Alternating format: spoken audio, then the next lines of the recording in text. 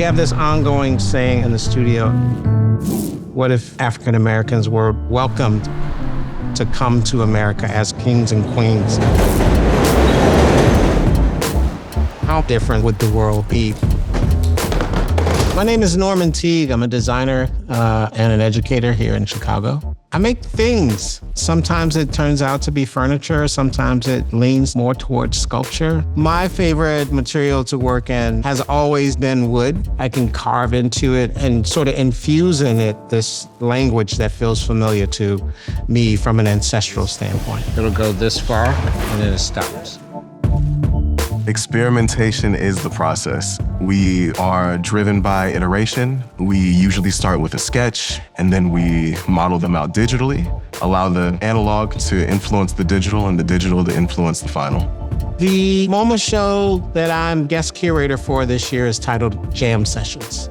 And Jam Sessions is really a show that's about reimagining a past. What would the MoMA's collection look like had Black designers been offered the same opportunity as these celebrated Bauhaus designers in 1920, 60, 70? Firefly gave us the abilities to sort of visualize our thoughts, the what-ifs of the canons that have been developed if we had influences like George Clinton and the Harlem Renaissance. Firefly turned itself into a brainstorming catalyst, generating different kinds of chairs that won't exist, can't exist, have never existed.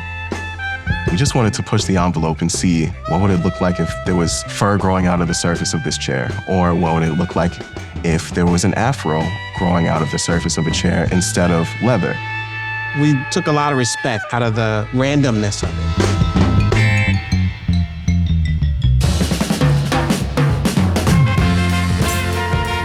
Part of why I look back to African traditions is because it's one of the things that I feel like I don't see within the canon of design. I was excited to see these connections between jazz and hip hop as a young person, like Jazzmatazz Guru. It was an epic mixture of two genres coming together and relating to new groups of people. Norman has a very jovial and playful style. There's this exploration that is very apparent through his work.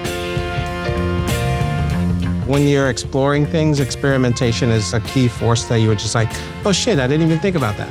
The MoMA show came to me and I was really hoping that I could continue to tell stories, share that with as many people that I can. Just mixing all of that together is ultimately what I'm looking at in this imagination process. And now we are a week out before I get in a car and drive to New York. Most of the work that we're doing for the show is prototypes. They're a significant way of allowing people to understand the way that our studio thinks and sort of learns from the prototype editions prior to getting to that. In fact, there might even be some pink foam.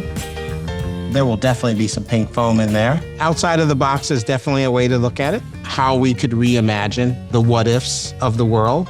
How this might just allow us to rethink that past with people of color as a part of that.